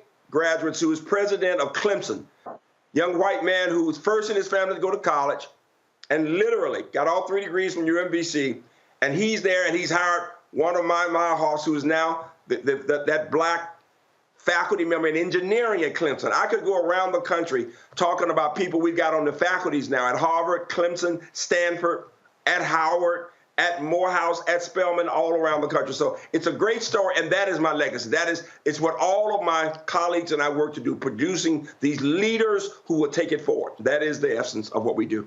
I think Matt might need that pacemaker for the brain to deal with his issues. Michael, your question. All right, Brother Freeman, thanks for coming on today, brother. And President, forgive Michael. Forgive Michael. He a little Sigma, but forgive him. Hey, brother. Hey, we're all in this together, man. The Divine Nine. We all three cousins. No. I told you it's Alpha and Divine 8, but go ahead. It was Dr. King and John Lewis, man, the Alpha and the Sigma. But when Dr. King went to go meet Kwame Nkrumah, he bowed down to the King, who was a Sigma, president of the That's another conversation. Yeah, but so don't even get started now. Don't even get started. Don't let me have to hurt your feelings because he didn't bow down. He just shook his head. But go ahead and go on with the question. So, Brother Freeman, number one, I appreciate your enthusiasm and passion for education. As a son of a mother who taught 47 years in Detroit public schools, I know that passion when I see it. You talked about Dr. Kazmika Corbin, and I just want people to know that it was an African slave named Onesimus who taught the Europeans in Massachusetts, the Quakers, how to inoculate themselves against smallpox in the early 1700s, because we were doing that in West Africa, okay? With engineering is like really personal to me, because in middle school, I was, for 3 years, I was in what's known as DAPSEP here in Detroit Area Pre-College Engineering Program. And when I went to high school, Cass Technical High School, I took algebra, geometry, trigonometry, and pre-calculus. When I enrolled at Wayne State University, I enrolled as a business major, but I switched to engineering because I wanted to be an engineer like Dwayne Wayne on a different world, seriously. Yes. I took calculus. My calculus teacher was from China. I could not understand a word that he said. I had to go to tutoring to get a C out of calculus. And then after I passed that calculus class, I went back to the business school and graduated with a business degree. How do you how do you graduate so many African-American males with engineering and science degrees? Can you give us some tips of how you do this? Yeah, and I appreciate that. You raise a good point. If you get a chance, look at my TED Talk on the 4 pillars of college success in science and engineering. And it's high expectations, building community. It takes scientists and engineers to produce scientists and engineers. Then we have to have rigorous evaluation. But the key to all that, when we in education talk about high expectations, we talk about what we expect of students. We need to talk about what we expect of ourselves. Because if I teach a class and I put the problem on the board and nobody gets it and they all flunk it, did I teach it? No, I didn't teach it. If you don't have most students succeeding, then you didn't get the point across. So you really didn't teach effectively. So we've worked at UMBC to work on effective teaching and redesigning courses, but on building community around students, getting away from the cutthroat approach. So black men and black women, but race of all races are working in these groups. We've got them working in these groups collaboratively to solve problems. And it's the more problems you solve, the better you get. The better you get. So I've got over 1 million hits on that TED Talk. A lot of people love it. Some people think I was too hard on us in the profession. But I think, as I say in my new book, The Empowered University, we must look in the mirror and be empowered to be truthful. We do some things well. There's a lot we don't do well. More than half the students who come to our colleges and universities do not graduate. Millions of people leave in debt. We've got to do a much better job. That's a part of my next chapter of working to get us all to feel more responsibility to make it. Let me tell you what we say at UMBC, and you all have heard this at every institution. Look at the student to your left, look at the student to your right. Then usually the dean or president will say, one of you will not graduate. That's a terrible thing to say to young people. Because the fact is, if I'm at all insecure, I'm saying, oh my God, he's talking about me, so I may as well party because I'm not gonna make it. But this is what we say. Look at the student to your left, look at the student to your right. Our goal is to make sure all 3 of you graduate, and if you don't, we fail, and we don't plan to fail. Different mindset. That's what we need. And so we've got to think about that. We've got to get away from thinking about STEM courses as weed-out courses. We call STEM courses weed-out courses. And this is what people don't know. The more prestigious the university, the higher the test scores of the student of any race, the greater the chance that the student will be wiped out of science within the first year or two. So it's not just students who don't have a good background in science.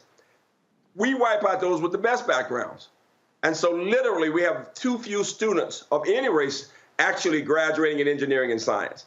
At the same time, we've got to work to help students from all those other disciplines to do well, because this is what I would be teaching Brother Martin. I'd teach him some statistics to go with his background in communications and social sciences, and I would make him a data scientist, because data science is at this intersection of statistics and computing with the social sciences.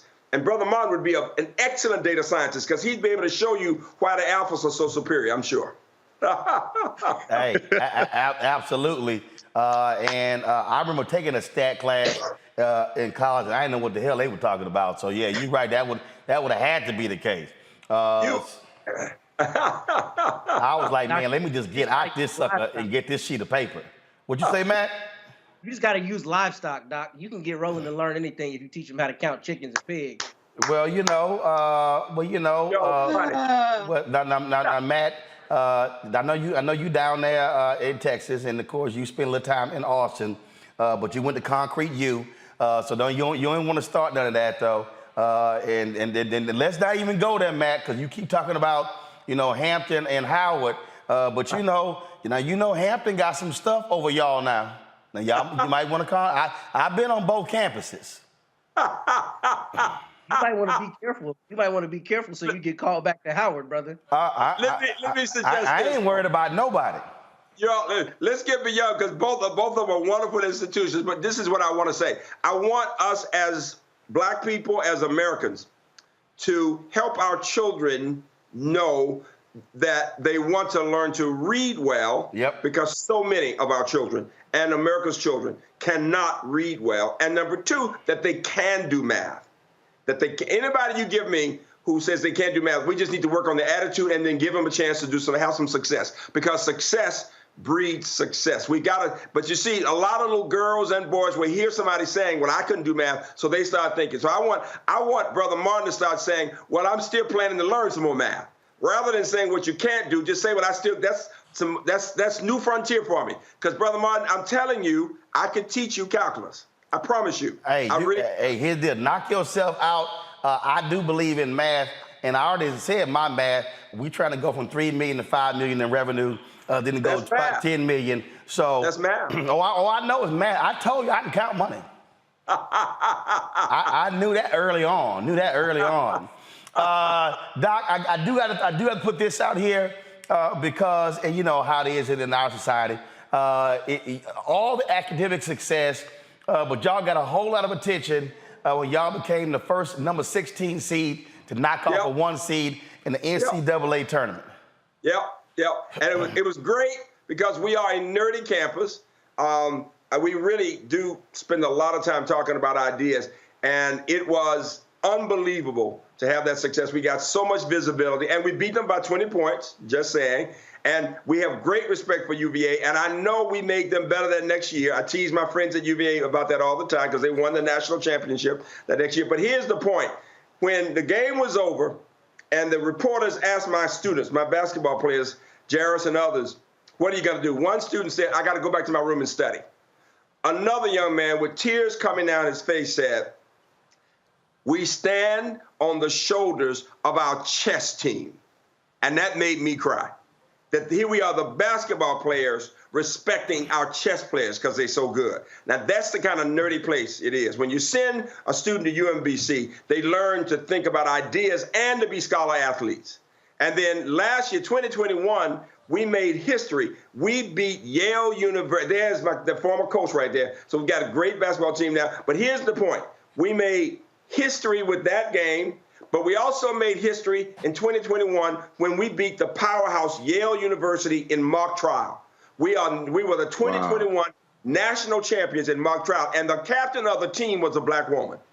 So, I mean, we hitting it on all cylinders, from basketball to chess to mock trial to what we do as we go out into the community and voting, because that's what I'm really about, helping campuses to get our students to get out there and vote, but to help other people vote and to help them understand why being involved in this process is so important. They always talk about my having been a child leader with Dr. King, and that was a great experience for me. But what it taught me was the marching is symbolically important, but the question is, what happens after the march? You see, we got to have the marching to make the point, but then you got to get into the whole vote. The whole it's getting people out to know. If you want to complain, let's do what you can do. Let's select people who will understand the issues about the rights of people that we are so concerned about. There she is. There's my captain right there. Y'all on it. That's Mark Trial. She's now in law school at UCLA. Fabulous. That's right. That's exactly right. Well, Doc, we certainly appreciate it. And you really making Matt jealous for showing what Hampton graduates can do. You're making Michael sick, showing you how alphas roll. But he talked about chess. He talked about chess. That's huge, man. As somebody who was the 12th grade chess champion, 1989, Cass Technical High School, you speaking to somebody who wanted to be world chess champion. Gotcha, so that taught me to understand strategy, studying chess. Every member of the UMBC A team is a grandmaster. Every member is a grand. 2,500 rating and beat a grandmaster. So when you see a chess player on my campus, you bow in reverence. Yes. So Michael needs to go get some lessons, and I'm sure Matt was head of the checkers team. All right, then, Dr. Hrabowski, we appreciate it. Good luck in retirement. The reality is, you probably gonna be busier in retirement. Busier than ever, man. All over the country. All over the country. I'm looking forward to it. But y'all go look at UMBC. When you want to see brilliant black students among people from all over the world with their heads held high achieving, go to UMBC and be inspired. Be inspired by the vision. Thank you. Doc, I appreciate it. Congratulations on 30 great years. Keep hope alive, brother. Keep hope alive. Right. Proud of you. There goes an alpha man. All right, take care. Tell your wife hello. All right, folks, time for HBCU Connect.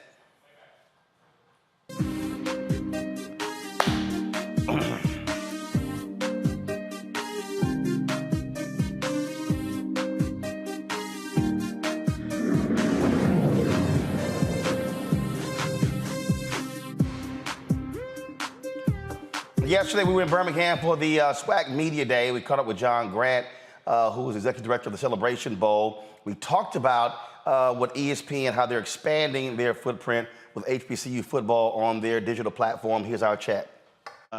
Glad to be here. As I said, John Grant's with ESPN, one of their executives. Y'all remember we chatted with John at the MEX SWAC Challenge at the Celebration Bowl as well. Man, how you doing? I'm wonderful, Roland. How are you doing, my brother? Doing good, doing good. What do you think about today? Good day. Being able to chat with the players and the coaches, and a lot of folks, the team that didn't do well last year got chips on their shoulder. They're ready to get out there, do it again this year. You got Coach Sanders, and they're going to dominate everybody. But you've got some of the other coaches like, yeah, we'll see. So with this whole HBCU experience, and I know you've been engaged with it, you've been talking about it for some time. What do you think, Roland, with what you've seen here today and the growth that you're witnessing around how HBCU properties are being presented? Well, I think the thing that I constantly talk about on my show, it is important for the HBCUs, for the conference, to understand what their value is. Mm-hmm. The fact of the matter is, anybody who studies any of the research knows that African Americans, we watch TV more than anybody else. Mm-hmm. And so the reality is our eyeballs are driving all sorts of different things. And so it's important for these schools and for Congress to get maximum value. So everything's about monetization. We always hear these phrases, in terms of the culture. But I've always said other folks have gotten rich off of our culture, not us. And so the key is, how do they do it? And that's one of the things, deal that y'all have with the SWAC, in terms of the partnership, airing of the games. Commissioner McClellan was talking about some of those digital numbers where he said, more people were watching on the digital side than watching on ESPN2 or something along those lines. And so how has that gone for y'all at ESPN? Well, actually, I can speak primarily to when I started with ESPN in 2015 to launch the Celebration Bowl. ESPN was televising 32 games linear with the MEAC and the SWAC, 32. This year we will carry over 150 on both linear and digital. And it also has expanded to include the CIAA and the SIAC.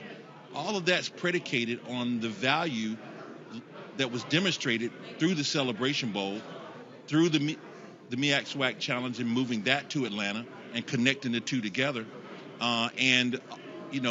So that is just the beginning. And of course, the expansion of our digital platforms allows us to carry a lot more content because linear, as you well know, there's a defined amount of space in linear. Yep. And so that's what we're continuing to do, and continue to drive that. The key thing, Roland, going back to a point you made, is educating ourselves on how do you utilize the value of television, first and foremost. And my comments to presidents and athletic directors when they play in our game, my first question is, what is your plan? You're about to have over 3 million viewers. What's your strategy? Right. What are you going to do with that? And so the suggestions we give is, first, you shouldn't sleep any this weekend. You should be meeting with your marketing people, your institutional advancement people, your admission folks, so that on Monday morning, you've already sending out a letter that says, what a great day I went to A&T. What a great day to be an Aggie. And talk about the excitement of having been on the tour. And then list 3 things that you want to accomplish for the institution, and then ask for their help. I can tell you without question, everyone that has done that's been a part of what we've done, have seen the results. South Carolina State this year, meeting with their president, they got record enrollment coming in this fall. Fundraising is up 4-fold. And holding at South Carolina State, which we all know was having some trouble.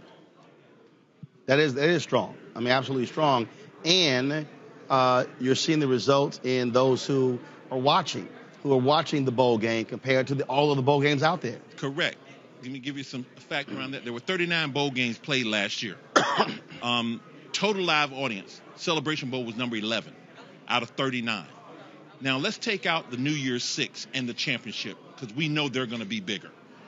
That brings it to 32 games, but it also takes the Celebration Bowl to number 4 in total live audience of all bowl games. So our responsibility, mine is, inside of ESPN, is to advocate the value of that. How do we then expand what we do across the network, but also to work with our partners to help them understand, whether it's the conferences, university presidents, athletic directors, that there is a strategy to this, and it's not new. And for the conference to extract necessary dollars out of it, because ESPN benefits from it, advertising-wise, and those eyeballs. Absolutely, and that's why it's important for all of us, yourself, everyone who is, and you've done a great job in advocating. That advocacy matters because we have to help people understand. There's nothing wrong with when you don't know something, and we can't get mad when someone doesn't know. Right. What we have to do is help to understand, but it really also is going to come down to economics. At the end of the day, the bottom line is going to be, what are the economics? And when we learn that, and you got new presidents, you got new athletic directors, you got new people, and people like you who are continuing to advocate that. And then we have to show them the importance of it. And we're seeing it happen. We're seeing it happen across the board. Absolutely. So it has been a big change. MEAC SWAC Challenge, when is it this year? Excellent question. We're excited. Roland, August the 27th. August 27th, we kick off at 7:00 p.m. on ESPN. Last year's game was the second most watched FCS game regular season on record. Wow. On record. Alcorn State and North Carolina Central. And around that, we had another 4.6 million people in wraparound programming. First Take, Good Morning America, College Game Day. So you had a total of about almost 8 million people that watched the game and the surrounding programming, promoting HBCU platforms. And this year, Charles or Commissioner McClellan asked me last year, how are you going to top this? Well, my response is just hold on. Because this year, we're welcoming people to Wakanda. Black Panther 2 opens in theaters on November the 11th. Well, we all know that Atlanta is Wakanda. #1 travel destination for African Americans, Silicon Valley of the South, Hollywood of the South, one of the media capitals in the country. And so we're going to use the opportunity with the release of the film to do some really special things that Universal Studios and Marvel and Disney are bringing to the table for us. So it's going to be something you really don't want to miss this year. So who are the two teams playing? Good. It's Howard University, which makes it special. Chadwick Boseman, who we lost August the 28th, 2020. During COVID, we never got an opportunity to celebrate his life. And Alabama State. So we got the Hornets and the Bison. You know, one quick fact I just learned: 85% of Howard's band are female. 85%. So we got a 85% female band going up against one of the best in the country with Alabama State. Well, we're looking forward to it. Of course, we were there last year with Coca-Cola. Gonna have you back. So looking forward to being down there, showcasing what's going on down there and doing some great content. Man, let me tell you, I appreciate you. I really do. I mean, because you're doing great work and keeping this in the forefront in an authentic way. I mean, sometimes you got to tell us the truth, whether we like it or not. If it's the truth, and you do that well, you know, in your unfiltered programming. And I want to thank you for that, because it pushes us. It pushes us to make sure we are raising the bar. Well, look, we appreciate it. Glad to be here. Look forward to, of course, this season again. Me and Swag Challenge will be at the Bayou Classic and, of course, at the Celebration Bowl as well. And so this year, my plan, not to get COVID at Celebration Bowl. I tested positive last year. It was not a fun experience. It was fun, but it wasn't fun. But hopefully we'll be COVID-free this year so I can actually enjoy the week as opposed to those chills and fever last time. Well, I'm going to say to people that are watching, he did not catch it at the Celebration Bowl. No, I did not. I got it in Hawaii. I got it in Hawaii, and I tested positive that Saturday. And so, yeah, I wasn't at the game. I went back to the Airbnb and went to sleep. Well, we appreciate you. Looking forward to being with you, man. John, I appreciate it. Thanks a bunch. All right. Look forward to it. All right, folks. We appreciate that. And so look forward to, of course, being at the Me Expect Challenge next month in Atlanta. All right, y'all. It's time. I told y'all we've been working on my book, White Fear. Last week, I recorded the Audible version of that. I got to go in and do some finish up some other pieces to it. And so when I was in Birmingham, they sent me the books. And so my wife hit me up. She's like, hey, what's these 2 boxes? I'm like, I don't know, open it up. And so I said, well, I'll just open it when I get there. And so let me go ahead and do this here. I told you I was going to give y'all the first look. I was going to drop a video on social, but I was like, nah, we'll go ahead and do this thing on the air. And so we've been talking about it. I have been, the concepts, I've been talking about this stuff on television since 2009. And so now we get to have our first look at the book. And so, let me, I ain't trying to see and slice my hand. And so here we go, folks. And so I'm always making sure y'all get the first look here. And so this right here, y'all, is the first look of the book, White Fear. Worked on it with writer Leah Lakins. And so we had a good time with the book. And so this is it right here. I've got on the back of the book, let's see here, which camera? Right there. Okay. All right. 1-6. All right. That's the book. That's the cover right there. We've got, of course, blurbs on the back from Reverend Dr. William Barber, Jane Elliott, Tim Wise, my girl Angela Rye, Tiffany Cross. That's on the back as well. And so again, White Fear: How the Browning of America is making white folks lose their minds. And so Dr. Cornel West, he has the, of course, the blurb on the front. Roland Martin is one of the great journalists of our time. This book is another great, grand example of his brilliance and courage. My alpha brother, Alpha Michael, Dr. Cornel West. And so that's how we do it. And so, folks, the book is available for pre-sale. Our target goal, the book drops September 13th, Target goal is for us to move, I want 25,000 copies. And so what happens is all the books that we pre-sale, and then once we go live September 13th, that's where they sort of tabulate them all and then lay out. So let's hit the bestsellers list. So go ahead and show it. These are all the places you can actually buy the book, available for pre-order. Ben Bella Books, they're the publisher, so you can go to their website, Amazon, Barnes & Noble, IndieBound, Bookshop, Chapters. I think Chapters is in Canada. And so Chapters is in Canada, so my friends in Canada, BAM, Books A Million, and also Target. So you can pre-order the book there as well. And so we're gonna push it out on all of our social media platforms. I look forward to traveling all around the country, signing copies of the book, having conversations, because, you know, as things happen every single day, you know, the book we kept getting pushed because every time something would happen and white folks would do some crazy stuff, well, guess what? It would just show that I would email the publisher saying, look, y'all, white people are gonna keep doing crazy stuff, and so at some point we're going to publish this book. And so it actually happened. And so again, thing after thing after thing kept happening. Now let's go ahead and use Center Shot. Kept happening, and that's exactly what went down. And so I look forward to hitting the city. Matt, my bad, there are no pictures in it. Says the A&M grad. I'm gonna buy it, brother. Congratulations. There are no pictures in it. There are none whatsoever. And first of all, Matt, you know what? Let me go ahead and just say this right now. See, Matt had the audacity to keep. See, I wasn't gonna go there, but Matt had the audacity to keep talking about A&M's agriculture history. Do I need to remind you about your agriculture history? Please elucidate me, brother. Yeah, okay, I thought so.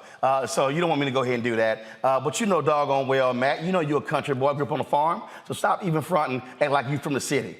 Don't even front. Come on, bro. Matt, where you from? Where you from? I'm from Austin. I tell you that every time I'm on the show. Right. It's called a hill country. Yeah, well, I didn't grow up in the hill country. Yeah, Where'd you grow up? I grew up in the city. Let's not worry about that. Yeah, you know doggone well. Yep. Way out of College Station with all them dogs. Come on now. You know doggone well, ain't nothing in Austin. Black and burnt orange only work together on Halloween. That's it. But you know it. But it's all right. It's all right. But you from the hill country. That means your ass country. Whatever you tell yourself. Whatever you need to tell yourself. But I know where that school you went to. You're from the city. I love when they say they're from the city. Boy, you from the country. I'm from Houston. That's the city. Y'all are here we go. Yeah. Here we go. Yeah. Here we go. Austin, y'all are suburb of Bastrop. You from the country. So don't do me like that. Yeah. You know it. You know that's what you hang out in Bastrop. Don't get me started. I worked in Austin. All right, y'all. So again, go to these sites. Pull up again. You can pre-order your copy of White Fear. Ben Bella Books, Amazon, Barnes & Noble, IndieBound, Bookshop. If y'all in Canada, Chapters, Books A Million, and Target as well. And so, man, let's do this thing. We'll push stuff out on social media. And we're also putting together, hopefully we'll have it ready next week, our 60-second commercial spot for White Fear as well. That is it for us. Kelly, thanks a bunch. Michael, thanks a bunch. Matt, thanks a bunch. All right, and Matt, it's going to be a whole bunch of Hampton people looking for you after the show. Just letting you know. Here we go. Remember, they're in the control room. They've been cussing for the last 30 minutes in the control room. I'm just letting you know. You know where to find me. Oh, Matt said he wanted Hampton smoke. I want all of it. You want all of it? Okay. Gotcha. All right, y'all. That's it. Folks, tomorrow we are going to be at the Rock Nation and Social Justice Conference in New York City. Now, we told them we'll live stream it. They said they're going to handle it. We don't know. We're going to have our cameras. We have it anyway, so we hope to have the live stream tomorrow. My man, Wendell Haskins, has his Richard T. Golf Classic on Sunday, honoring Alonzo Mourning. We'll be there covering that as well. And on Monday, Tuesday, and Wednesday, we are in New York City for the opening, the ribbon cutting of the Jackie Robinson Museum. We covered the groundbreaking a couple of years ago. We'll be there for the ribbon cutting. So a lot of things happening. Folks, we want y'all to support us in what we do. The work that we do is about showcasing African Americans, the great things that happen. Look, we about covering the news. Some folks spend all their time talking about it, but no, we are completely about being about it. And so this is where we are. And so, folks, we're going to keep making this thing happen and keep covering the issues that matter to Black America. Please support us in the Black Star Network. All the names that you're seeing right now, people who are paid members of our Bring the Funk fan club. You can also get your name on that list by sending a check money order to P.O. Box 57196, Washington, D.C. 20037-0196. That's Cash App, $RM Unfiltered. PayPal's R Martin Unfiltered. Venmo's RM Unfiltered. Zell's Roland@RolandSMartin.com. If you don't see your name on there, just send us an email and we'll get it done. And then y'all be like, yo, man, you're scrolling too fast. Well, all you gotta do is just pause it. Just record it and pause it, and then you'll see your name. All right, that's it. Folks, I'll see y'all on Monday right here on Roland Martin Unfiltered on the Black Star Network. Holla!